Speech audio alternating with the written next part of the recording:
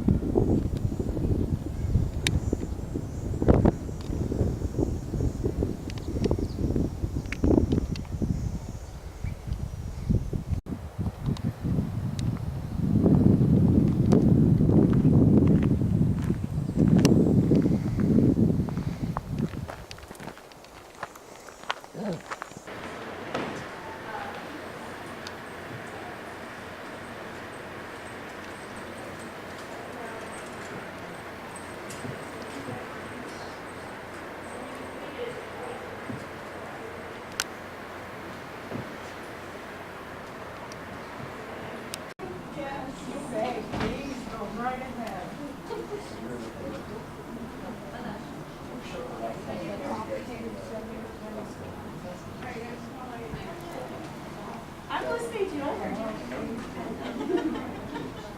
I'll be right back, you guys.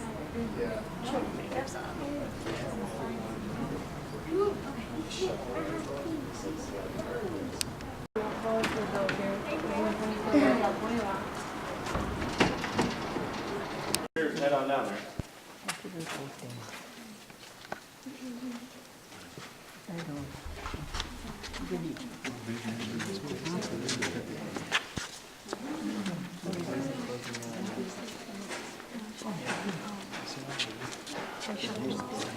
Now James Cameron's Avatar. He made some he was filling out this giant hole.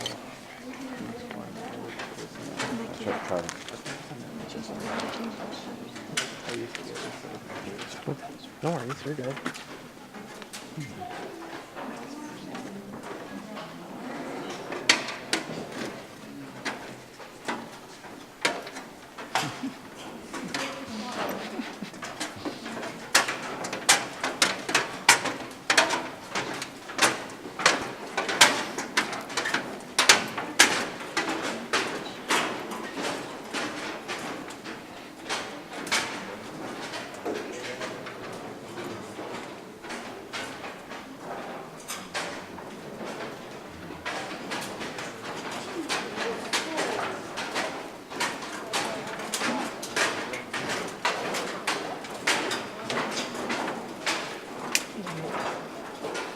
Alright guys, well I do want to start out by telling you guys a little bit about the early history of this cave. The section of the cave that we are currently standing in was discovered by cave explorers back in the 1960s. Jewel Cave, however, was initially discovered back in the year 1900, 114 years ago.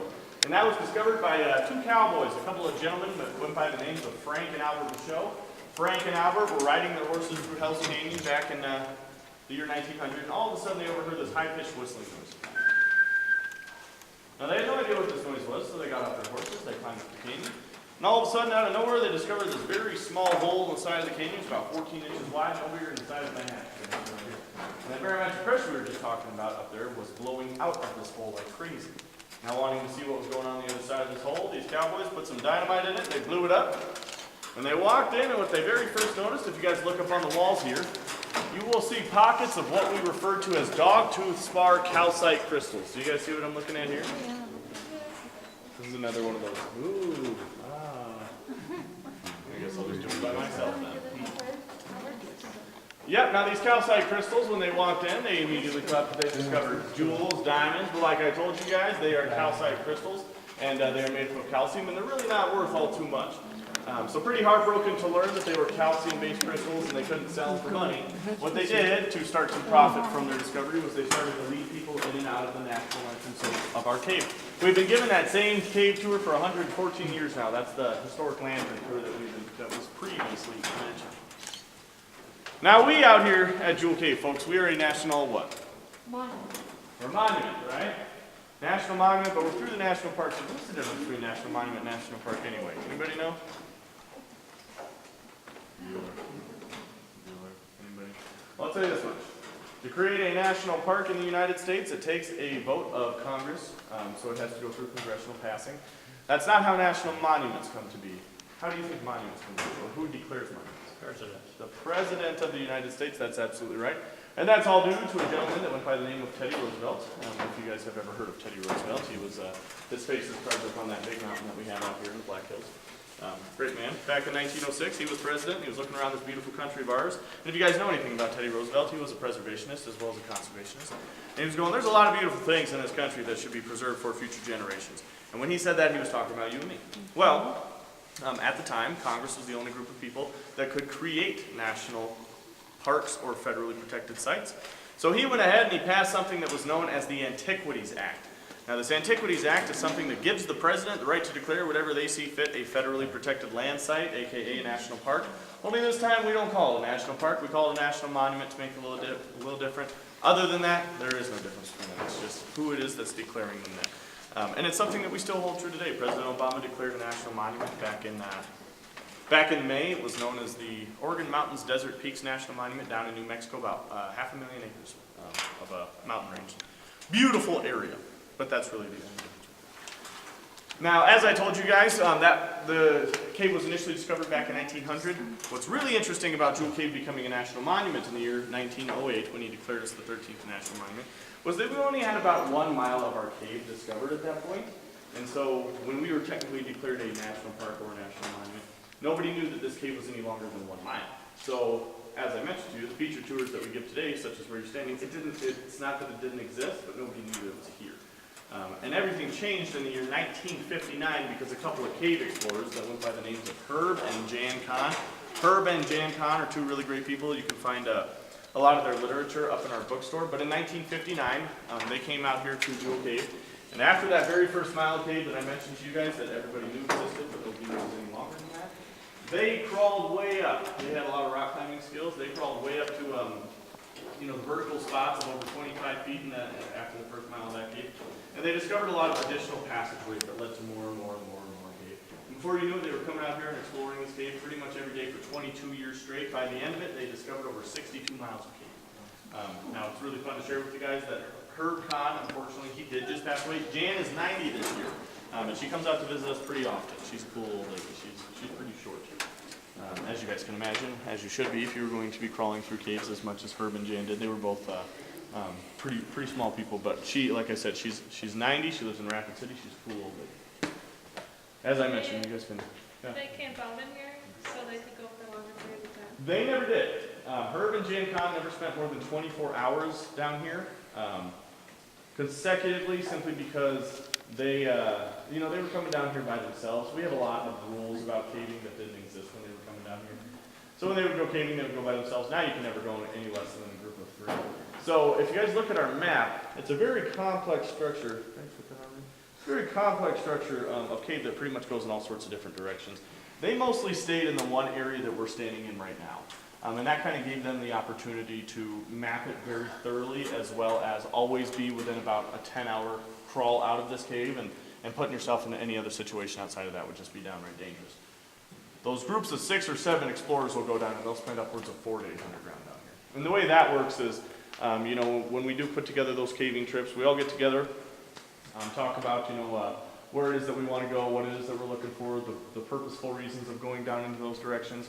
Everybody will hang out, and we discuss how long you're going to stay, so then you pack up that many days worth of food and whatnot. You go down to those sections of the cave nobody's ever seen before, and once you're down there, you set up camp. You stay for 4 days at a time, and every moment that you're not eating or sleeping, you're up walking around finding those sections of the cave no one has ever been to before. When you're in those sections of cave nobody has ever been to before, you're laying what are known as survey markers. Survey markers are usually laid down in terms of where you have come from, as well as in the direction that you are coming from. They're made up of pieces of tape. And so if you had a survey marker for this room and you came from that way and you were going that way, your survey marker was potentially, that's awkward, it would look like that. So that way you could follow the arrows back out, and then all those survey markers that we lay down, we also measure the amount of feet in terms of length between those 2 areas. Now, while you have cave explorers along doing that, you also have somebody who's also measuring the height of the room, the length of the room, the width of the room, trying to figure out what the volume of this room might be, simply because that will all contribute to exactly how much cave you have estimatedly found, as well as how much cave estimatedly might be out there that you have not found. But as you guys can see from a room like this, I mean, if you spent every last minute trying to get every last inch right in terms of the angles of the room that contributes to volume, there's no way you would get it right, and also you would probably never really be able to get to anywhere else in this cave because you would be spending all your time. So you use very simple processes of height by length of the furthest part of the room to the widest part of the room, and just kind of take that information with you. Somebody's usually drawing the cave to the best of their ability, and all that's going to contribute towards the cave map and what it looks like. And I by no means want to call it a primitive process, but it's very similar to how Herb and Jan Kahn were doing it for a very long time. And it's a competitive sport as well. It's something that has a lot of integrity, and it also serves as an exploration opportunity where, as I mentioned to you guys, there's only 2 to 5% of this cave discovered. There's a lot of cave out there. Potentially you could be standing in the longest cave in the world. And it's something that a lot of people are really passionate about. And that Paja Sapa Grotto that I mentioned to you guys, if you're interested, come out here and go caving with us. It's a good time. Do you guys have any questions about anything? You guys want to go hang out on the surface for 5 minutes?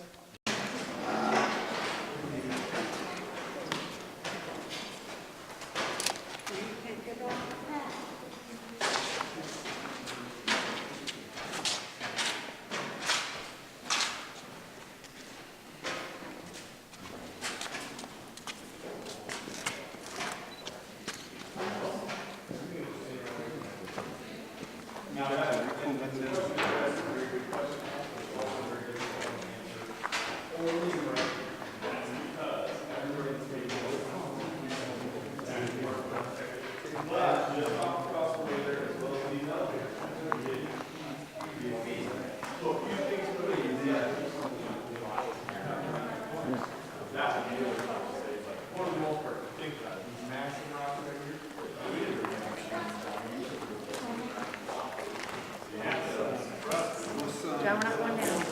Stand right here.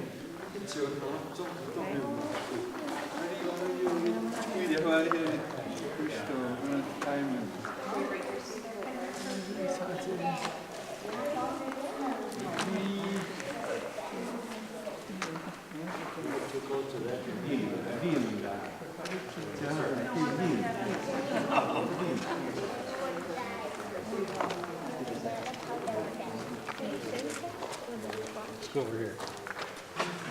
Well, first of all, it was true that. So when I was on the house in Ridge Layer, it was dissolved away, but that water that dissolved away also flooded. So this place was completely filled up with water, and that water eventually became so oversaturated with calcium and oxygen. That's what created the crystals. But to create a crystal at a layer like that, water had to be whether or not the whole thing was dissolved out and then flooded out, that one is just covered the same way. So